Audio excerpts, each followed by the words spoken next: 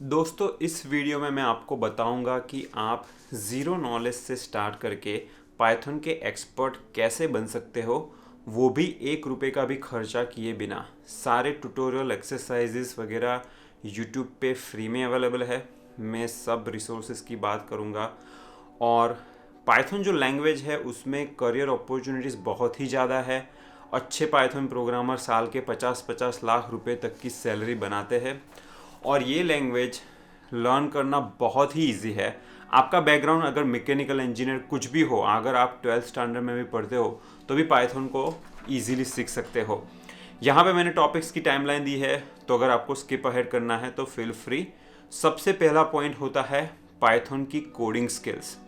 उसमें 3 कैटेगरी होती है। फर्स्ट होती है बिगिनर लेवल स्किल्स, जिसमें आपको कोई भी प्रोग्रामिंग लैंग्वेज में वेरिएबल, नंबर, स्ट्रिंग्स, ये बेसिक इंग्रेडिएंट होते हैं, उसका नॉलेज लेना पड़ता है। उसके बाद में if condition, for loop, functions क्या होते हैं, थोड़े एडवांस डेटा टाइप्स जैसे डिक्शनरी, टपल्स, ये सब का आपको नॉलेज लेना पड़ता है।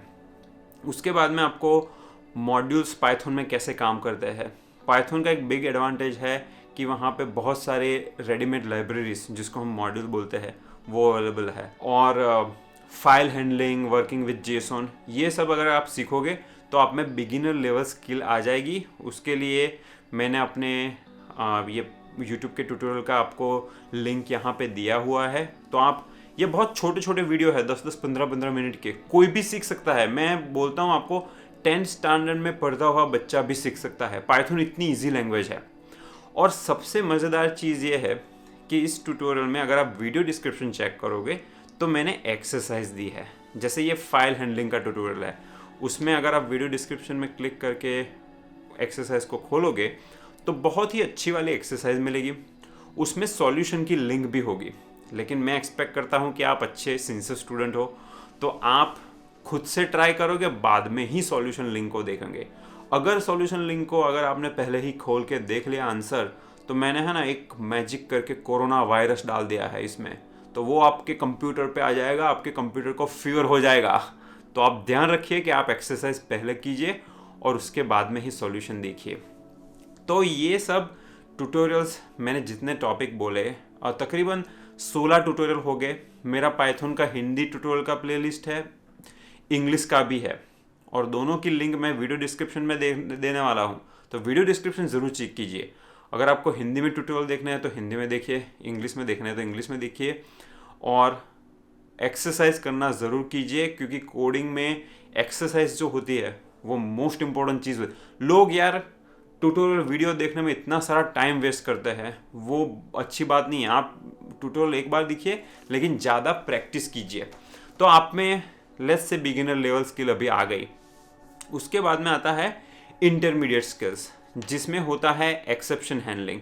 कोई भी कोड में जब अनएक्सेप्टेड सिचुएशन अराइज होती है तो उसके लिए हमें एक्सेप्शन हैंडलिंग करना पड़ता है। क्लासेस और ऑब्जेक्ट्स, जिसको बोलते हैं ओप्स, ऑब्जेक्ट ओरिएंटेड प्रोग्रामिंग, वो भी बहुत इंपॉर्टेंट चीज़ है। Inheritance, multiple inheritance, iterators, generators. जैसे जनरेटर पाइथन में बहुत ही अच्छा कॉन्सेप्ट है। उसके लिए मैंने फिबोनाची सीरीज़ का मैंने अपने ट्यूटोरियल में एक कोड की बात की, जिसमें आप ये यील्ड स्टेटमेंट देख रहे हो। तो यील्ड का यूज़ करके आप ऑब्जेक्ट को रिटर्न करते हो। जब बहुत बड़ा प्रोग्राम हो जाता है तो अगर आप फॉर लूप में लेट्स से 100 ऑब्जेक्ट रिटर्न कर रहे हो और हर एक ऑब्जेक्ट की साइज़ लेट्स से 200 मेगाबाइट है, तो 200 मेगाबाइट की अरे रिटर्न करने में बहुत मेमोरी कंजप्शन होता है। तो ये जनरेटर होता है, बहुत ही हैंडी होता है, आपका मेमोरी कंजप्शन बचाता है, जिसमें एक के एक करके आप वो ऑब्जेक्ट रिटर्न करते हो। Sets, frozen sets, argparse, command line argument, ये सब चीज़ें इंटरमीडिएट स्किल में आती है। इसके लिए भी मेरा पूरा पाइथन का ट्यूटोरियल प्लेलिस्ट है, उसमें से आप ये सब टॉपिक चूज़ करके उसको देखिए और उसकी एक्सरसाइज करना मत भूलिए। मैंने हिंदी में, इंग्लिश में, दोनों में ट्यूटोरियल बनाए हैं। हिंदी की playlist as of this recording अभी पूरी कंप्लीट नहीं है, लेकिन अगर आप फ्यूचर में ये वीडियो देख रहे हो तो मोस्ट लाइकली हिंदी का प्लेलिस्ट भी कंप्लीट हो चुका होता। तो आप वीडियो डिस्क्रिप्शन में लिंक जरूर चेक कीजिए। तीसरी जो स्किल्स है वो है एडवांस स्किल्स। तो आपने बिगिनर और इंटरमीडिएट सीखने के बाद आप एडवांस स्किल पे मूव हो जाओ, जिसमें आप मल्टी थ्रेडिंग और मल्टी प्रोसेसिंग सीखो। जब प्रोग्राम बड़े होते हैं, जब थ्रूपुट की डिमांड बढ़ती है, तब हमें अक्सर multi threading multi processing use करना पड़ता है। और उसके लिए भी पाइथन में multi processing multi threading libraries है, मैंने उसके भी ट्यूटोरियल दिए हुए हैं। मल्टी प्रोसेसिंग और मल्टी थ्रेडिंग एनवायरनमेंट में आपको डेटा शेयर कैसे करना है यूजिंग अरेज एंड वैल्यूज़, उसका भी मेमोरी पुल, उस सारे के ट्यूटोरियल मेरे पास है। मल्टी प्रोसेसिंग लॉक पुल, सारे ट्यूटोरियल है सेम प्लेलिस्ट में, तो आप वो देखिए। जब आप पाइथन प्रोग्रामर बन के इंडस्ट्री में काम करने जाओगे, तो कोई अच्छा ढंग सा अगर कोई कोड बेस होगा ना, तो उसमें ऑटोमेटेड टेस्टिंग ज़रूर होता है। दोस्तों, आपने CI/CD continuous integration continuous development के बारे में सुना होगा, जो बड़ी बड़ी कंपनियों में प्रैक्टिस स्टैंडर्ड होती है। तो CI/CD के लिए आपको पाइथन में यूनिट टेस्ट लिखने हैं, तो पाई टेस्ट करके एक मॉड्यूल है। पाई टेस्ट के भी कुछ ट्यूटोरियल्स है, बहुत ही छोटे छोटे 15-15 मिनट के ट्यूटोरियल है। आप बैठ जाओ, मैं गारंटी देता हूँ 1-2 महीने में आप सब क्लियर कर दोगे। उतना इजी लर्न करना है और सामने करियर अपॉर्चुनिटीज बहुत ही ज़्यादा है।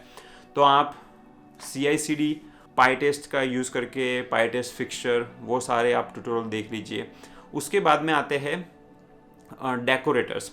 अब डेकोरेटर्स का मैं आपको एक एग्जांपल देता हूँ। जैसे मैंने यहाँ पे एक कोड लिखा हुआ है, जिसमें मैं कोई नंबर है उसका क्यूब और स्क्वायर कैलकुलेट कर रहा हूँ।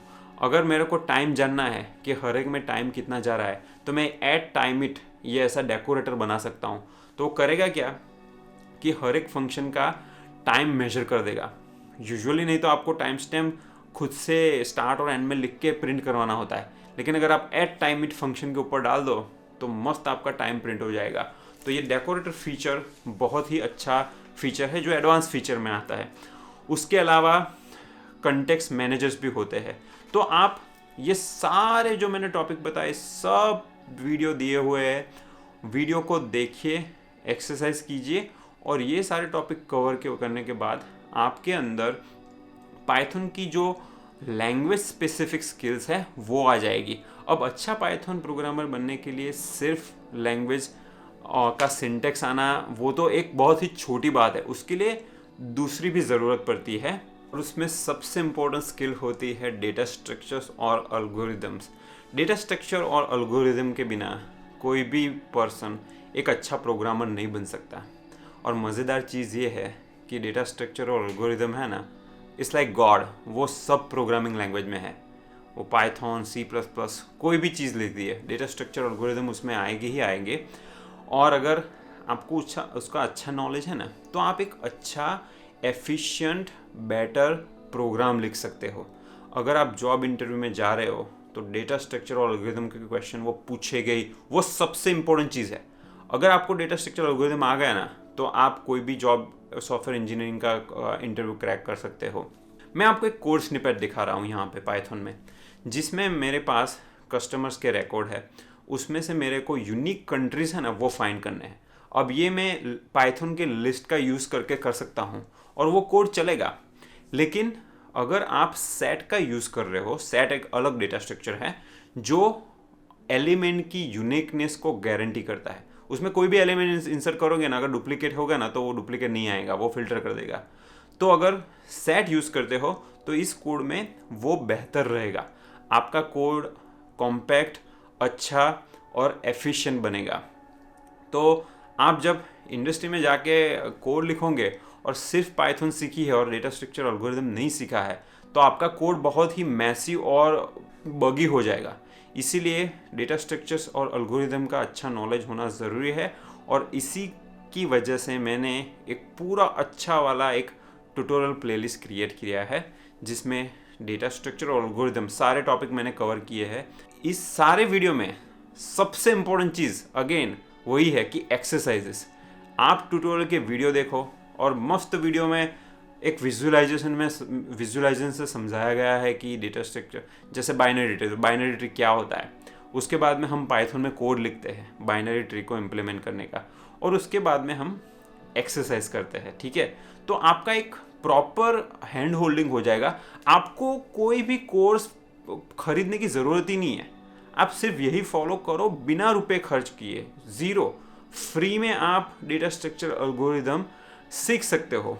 और ये एक एसेंशियल स्किल्स होती है अच्छे सॉफ्टवेयर इंजीनियर बनने के लिए। तो उसकी भी लिंक वीडियो डिस्क्रिप्शन में मैंने नीचे दी हुई है। पॉइंट नंबर 3 है डिबगिंग स्किल्स। मैं 17 साल से प्रोग्रामिंग कर रहा हूँ, बड़ी बड़ी कंपनी में काम किया है, और मैंने जितने भी अच्छे प्रोग्रामर देखे हैं उनमें बहुत ही अच्छी शार्प डिबगिंग स्किल होती है। डिबगिंग स्किल का यूज़ करके आप अगर प्रोग्राम में कोई बग आ रहा है या तो program as per your expectation अगर बिहेव नहीं कर रहा है तो वो ढूंढ सकते हो। जैसे एक डिबगिंग स्किल होती है कंडीशनल ब्रेक पॉइंट। बहुत सारे प्रोग्रामर सालों सालों तक प्रोग्रामिंग करते हैं, उनको कंडीशनल ब्रेक पॉइंट क्या है वो नहीं पता होता। आपने जैसे एक फोर लूप घुमाई है, जैसे कस्टमर रिकॉर्ड पे एक फोर लूप घूम रही है 10,000 टाइम्स, और 9,500 टाइम पे ऐसे एक बग आ रहा है। अब मैंने कई ऐसे डम प्रोग्रामर देखे, तो F10 डिबग करते रहेंगे ना, 9,000 टाइम वो लूप घुमाएंगे, इतना टाइम का वेस्ट होता है। अगर आपको कंडीशनल ब्रेक पॉइंट पता है तो आप एक ब्रेक पॉइंट डालोगे, उसमें एक कंडीशन सेट करोगे कि i = 9,500, तभी ये लूप में रुको। तो उसका यूज़ करके आप बहुत ही स्पीड फास्ट वे में बग को ट्रबल शूट कर सकते हो। मैंने डिबगिंग स्किल के लिए भी एक कुछ 2-3 वीडियो बनाया है, तो आप वो वीडियो देख लीजिए। ये सब चीज़ें सीखना एकदम ईजी है, तो वीडियो देखिए, स्किल्स को यूज़ कीजिए और आप एक अच्छे पाइथन प्रोग्रामर बन सकते हो ये डिबगिंग स्किल्स का यूज़ करके। चौथा पॉइंट है पाइथन की लाइब्रेरी को वाइजली यूज़ करना। पाइथन अगर पाई इंडेक्स पे जाओगे तो 2,70,000 से भी ज़्यादा मॉड्यूल्स है। तो आपको कोई भी कोड लिख रहे हो, कोई नीड है, तो आप एप्रोप्रिएट लाइब्रेरी का यूज़ कीजिए। जैसे आप अगर बहुत सारे एरे मैनिपुलेशन कर रहे हो अगर आपके कोड में, या तो फिर मैट्रिक्स मल्टीप्लिकेशन कर रहे हो, अगर आप वो प्लेन पाइथन लिस्ट का यूज़ करके करोगे तो बहुत ही धीरा होगा, मेमोरी एफिशिएंटली यूज़ नहीं होगी। उसकी बजाय आप numpy यूज़ करिए। तो आप बोल सकते हो कि पिप इंस्टॉल numpy और बाद में import numpy एज np और np को यूज़ करना चालू करो। numpy में अंडरनीथ फोर्टान और C++ में सब कोड एग्जीक्यूशन होता है, तो बहुत ही फास्ट होता है, और लाइब्रेरी को मैट्रिक्स मल्टीप्लिकेशन के लिए ऑप्टिमाइज़ किया गया है। तो न्यूमेरिक कंप्यूटिंग अगर आप कर रहे हो, स्पेशली स्पीड की रिक्वायरमेंट है, तो आप numpy यूज़ कीजिए। अगर आपको डेटा क्लीनिंग वगैरह करना है और डेटा रैंगलिंग करना है तो उसके लिए आप पांडास यूज़ कीजिए। numpy और पांडास के लिए भी बहुत सारे ट्यूटोरियल्स हैं, तो आप वो ट्यूटोरियल्स फॉलो कीजिए। अगर आपको साइंटिफिक कंप्यूटिंग करना है तो आप अगर SciPy का यूज़ कीजिए। तो गूगल का यूज़ करो यार, गूगल आपका दोस्त है। तो बोलो कि पाइथन न्यूमेरिकल कंप्यूटिंग या तो पाइथन में डेटा क्लीनिंग, तो गूगल बता देगा कि आपको कौन सी लाइब्रेरी यूज़ करनी है, और सिर्फ आपको पिप इंस्टॉल करके इंस्टॉल कर दिया 2 मिनट में और यूज़ करना चालू कर दिया। तो अच्छा लाइब्रेरी का नॉलेज होना एक एक्सपर्ट पाइथन प्रोग्रामर की एक बहुत ही इम्पोर्टेंट स्किल, जो एट्रीब्यूट है, प्रॉपर्टी है, वो है। 5वां पॉइंट है पेप 8 कोडिंग कन्वेंशन और कोडिंग बेस्ट प्रैक्टिसेस। पेप 8 एक कोडिंग कन्वेंशन है पाइथन के लिए, जिसमें आप वेरिएबल का नाम कैसे डिफाइन करना है, फंक्शन का नाम, कोड ऑर्गेनाइजेशन, उसके सारे प्रिंसिपल दिए हुए हैं। तो एक अच्छा प्रोग्रामर है वो पेप 8 कोडिंग कन्वेंशन को जानता है और वो उसी हिसाब से अपना पाइथन कोड लिखता है। कोडिंग बेस्ट प्रैक्टिसेस के लिए मैंने गिटहब पे एक पूरा मस्त पेज बनाया है, जिसमें आप अलग अलग टेक्निक का यूज़ करके आप एक अच्छा बेटर कोड राइट कर सकते हो। जैसे ये पहली टेक्निक है जिसमें अगर आपके पास ये 5 लाइन का कोड है तो उसको एक ट्रिक मार के आप 2 लाइन के कोड में कन्वर्ट कर सकते हो। तो इसको बोलता है कॉम्पैक्ट कोड कैसे लिखना। आप अननेसेसरी वेरिएबल का क्रिएशन भी अवॉइड कर सकते हो, और ऐसी सारी बहुत सारी टेक्निक्स मैंने इस पेज पे मेंशन की है। तो वो टेक्निक को आप पेज पे पढ़िए और उसको ज़रूर फॉलो कीजिए। कोड ऑर्गेनाइजेशन और लेआउट भी इम्पोर्टेंट है। जब आप एक बड़ा सॉफ्टवेयर लिख रहे हो तो उसमें आपके कोड बेस में मल्टीपल फोल्डर होंगे, मल्टीपल फाइल्स होगी, आपको उसको ऑर्गेनाइज कैसे करना है उसका नॉलेज होना चाहिए। realpython.com एक बहुत अच्छी वेबसाइट है पाइथन के नॉलेज के लिए। उसमें ये मैंने अच्छा आर्टिकल पाया जिसकी लिंक मैं आपको दे रहा हूँ, जिसमें आप अगर पाइथन में एक लाइब्रेरी लिख रहे हो या तो फिर स्टैंड अलोन एप्लीकेशन लिख रहे हो, तो आप कैसे कैसे फोल्डर बनाओगे, कैसे कैसे फाइल को ऑर्गेनाइज करोगे, वो सब दिया हुआ है इसमें। पॉइंट नंबर 6 है ओपन सोर्स कंट्रीब्यूशन और कोड रिव्यूज़। लोग बोलते हैं कि यार हमें पाइथन तो आती नहीं है, हम ओपन सोर्स कंट्रीब्यूशन कैसे करेंगे। आप ओपन सोर्स में आप डॉक्यूमेंटेशन में भी हेल्प कर सकते हो, और जैसे पांडास का अगर डॉक्यूमेंटेशन है उसमें कुछ गलती है तो आप एडिटिंग तो कर सकते हो, राइट। तो आप एडिटिंग करो और अपना सर्विस दो कम्युनिटी को।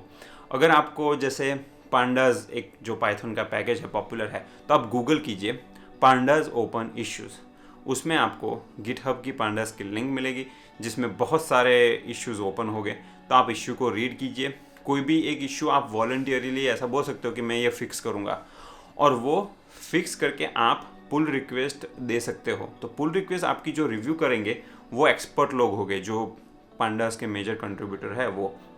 तो वो लोग जब आपका कोड रिव्यू करते हैं तो आपको बहुत सारा क्रिटिकल फीडबैक देते हैं आपके कोड पे। तो आपकी कोडिंग स्किल्स वो कोड रिव्यू प्रोसेस में बहुत ही इम्प्रूव होती है। दूसरा कोड रिव्यू का एस्पेक्ट ये होता है कि आप किसी और का कोड रिव्यू कर रहे हो। तो आप जब किसी और का कोड रिव्यू करते हो तो एक ब्रेनस्टॉर्मिंग डिस्कशन होती है कि नहीं कोड ऐसा नहीं ऐसा लिखना चाहिए, तो उसमें आपकी अपनी स्किल बहुत इम्प्रूव होगी। कई बार मैंने देखा है पर्सनली कि जो कोड का ऑथर है वो कुछ ऐसी टेक्निक यूज़ कर रहा होता है जो मेरे को पता नहीं होती। तो मैं जब कोड में देखता हूँ, लोगों का कोड रीड करता हूँ, तब पता चलता है अच्छा ये ऐसे भी कर सकते हैं। तो लोगों का कोड रिव्यू करना या तो फिर कोड रीड करना, उसमें आपको बहुत सारी लर्निंग होती है। और दूसरे कोड रिव्यूअर भी सेम पीआर पे कमेंट डाल रहे होगे, तो वो कमेंट रीड करके भी आप बहुत सारा लर्निंग कर सकते हो। मैंने यहाँ पे एक सैम्पल पांडास की पुल रिक्वेस्ट है वो दिखाई है, उसमें देखो बहुत सारे लोग कमेंट कर रहे हैं और वो अपने सजेशन दे रहे हैं। तो ये सजेशन और कमेंट और ब्रेनस्टॉर्मिंग डिस्कशन की वजह से कोड की क्वालिटी बहुत इंप्रूव हो जाती है और आपका बहुत ही इफ़ेक्टिव जो लर्निंग है वो इस प्रोसेस में हो जाता है। नेक्स्ट पॉइंट है कि आपको मास्टर करनी है एक स्किल जिसको बोलते हैं हेल्प कैसे ली जाए। तो उसको बोलते हैं mastering the art of asking a question. हम एक इंटरकनेक्टेड वर्ल्ड में जी रहे हैं। अगर आप कोई कंपनी में काम कर रहे हो तो कंपनी में आपकी स्लैक चैनल्स होते हैं इंटरनल, या तो फिर कोई भी मैसेंजर ग्रुप्स होते हैं। आप अगर कॉलेज में वगैरह में हो, बाहर हो, कंपनी में नहीं जॉब करते हैं, तो आपके लिए स्टैक ओवरफ्लो है, बहुत सारे फेसबुक ग्रुप, डिस्कॉर्ड सर्वर, बहुत सारे प्लेटफॉर्म्स हैं। वहाँ पे जाके आप एक टेक्निकल क्वेश्चन पूछ सकते हो। जैसे आपने एक कोड लिखा, कोड में एरर आ रही है, आपको पता नहीं चल रहा क्या हो रहा है, तो अगर आप स्टैक ओवरफ्लो पे अगर ऐसा क्वेश्चन पोस्ट करोगे कि मैंने ये कोड लिखा और ये एरर आ रही है, कोई मेरे को हेल्प करेगा? तो अगर आप ऐसा क्वेश्चन लिखोगे ना तो कोई नहीं हेल्प करेगा, क्योंकि लोगों को लगेगा कि यार ये तो रेडीमेड आंसर ढूंढ रहा है। तो कोई भी बंदा रेडीमेड आंसर ढूंढना चाहता है ना, तो उसको कोई दूसरा बंदा हेल्प नहीं करेगा। उसकी बजाय आप ये लिखो कि मैंने ये कोड लिखा, ये एरर आ रही है, मैंने ये ABC ट्राई किया लेकिन एरर गई नहीं, और एरर को रीड करके मेरे को लग रहा है कि शायद इसमें कोई तो नमपाई की लाइब्रेरी का यूज़ प्रॉपर नहीं किया, या तो कुछ अपना रीज़न दो कि मेरे को ये लग रहा है। और ऐसा पूछो कि क्या मेरे को कोई डायरेक्शन दे सकता है। तो यहाँ पे मैं रेडीमेड आंसर नहीं ढूंढ रहा हूँ, मैं डायरेक्शन ढूंढ रहा हूँ।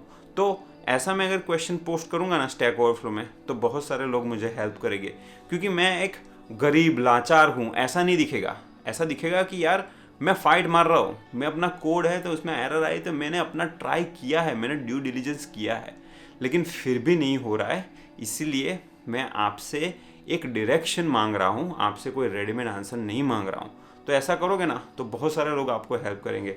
तो mastering the art of asking a question बहुत ही इम्पोर्टेंट स्किल है। लोग इस पे फोकस, लोग इतने डम है ना, इस पे फोकस ही नहीं करते हैं।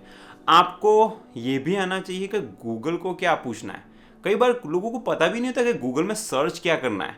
तो ये भी एक स्किल है कि आपको एरर आ रही है, आपको कोई टेक्निकल क्वेश्चन है, तो आपको कौन से स्टेटमेंट लिख के गूगल में सर्च करना है, वो भी स्किल आनी चाहिए। और वो स्किल आती है तो तो आपका काम बहुत जल्दी फटाफट हो जाता है। पॉइंट नंबर 8 है प्रोजेक्ट्स। आप पाइथन में थोड़ा सिंटैक्स सीख लिया, फॉर लूप सीख लिया तो उससे एक्सपर्ट नहीं होगे। आप जितने प्रोजेक्ट ज़्यादा करोगे उतनी आपको एक्सपर्टीज़ ज़्यादा आएगी। लोग मेरे को पूछते हैं कि प्रोजेक्ट कैसे करें।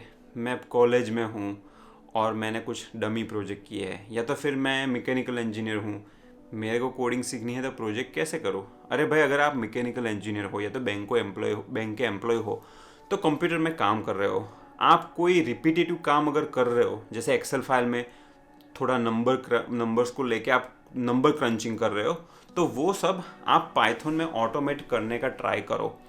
पाइथन बहुत ही अच्छी लैंग्वेज है छोटे छोटे मैन्युअल रिपीटेटिव टास्क को ऑटोमेट करने के लिए। तो आप अपनी लाइफ में थोड़ा क्रिएटिव बनना पड़ेगा यार, अगर आपको सीखना है तो। मतलब सब रेडीमेड तो नहीं मिलेगा, आपको थोड़ा अफोर्ड मारना पड़ेगा। तो क्रिएटिव वे में आप सोचो कि कौन सा टास्क मैं रिपीटेटिव कर रहा हूँ कंप्यूटर पे, क्या मैं इसको पाइथन में ऑटोमेटिक कर सकता हूँ कि नहीं।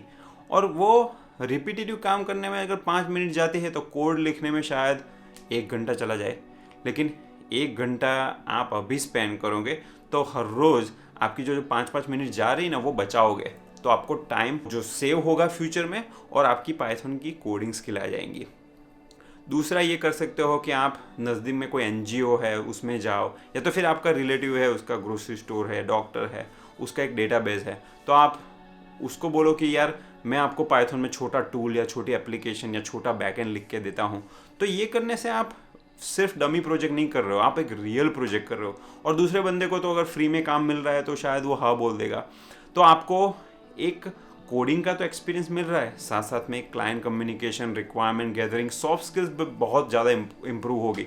तो आप लोगों को फ्री में हेल्प करो।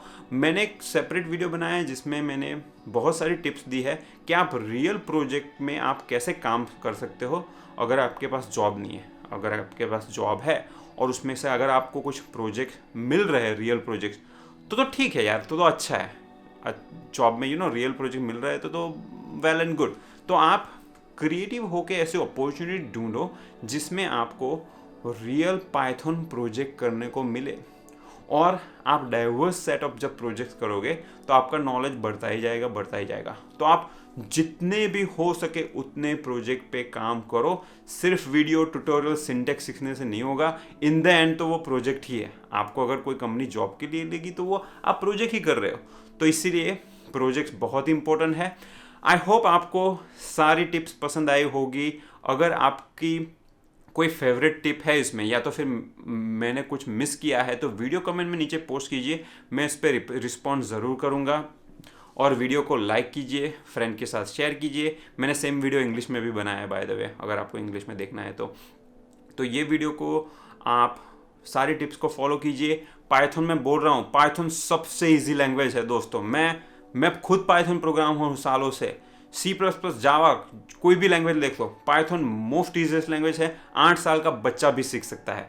आपको एक एक्शन लेना है। लोग बोलते हैं कि मेरे को सीखना है, लेकिन एक्शन लो। आप ऐसा करो, अगर आपको टाइम नहीं मिल रहा ना तो ऐसा बोलो कि नेक्स्ट 1 वीक का मेरा गोल है पाइथन को इंस्टॉल करना, दैट्स इट। छोटे छोटे माइलस्टोन अपने लिए सेट करो। एक वीक में यार पाइथन तो इंस्टॉल हो ही जाएगा। बाद में 1 वीक का ऐसा गोल रखो कि नेक्स्ट वीक में सिर्फ मेरे को वेरिएबल स्ट्रिंग सीखना है। अगर ऐसा करते रहोगे तो आपके बिजी शेड्यूल में भी आपको साल में 52 वीक मिलते हैं, तो 52 वीक में तो आप पूरा पाइथन का एक्सपर्ट बन जाओगे। ये तो मैं उन लोगों की बात कर रहा हूँ जो बहुत बिजी है अपनी जॉब में, जिनको साइड में सीखना है। अगर आप स्टूडेंट हो, आपके पास टाइम है 3-4 घंटे, तो पाइथन 2 महीने में आप सीख लाओगे, एक्सपर्ट हो जाओगे। ठीक है, तो सारी स्किल्स आप ये सीखो। और कोई भी क्वेश्चन है तो कमेंट में डालो। मेरा डिस्कॉर्ड सर्वर भी है जिसमें अगर आपको कोई क्वेश्चन है तो आप वो पूछ सकते हो। Thank you very much.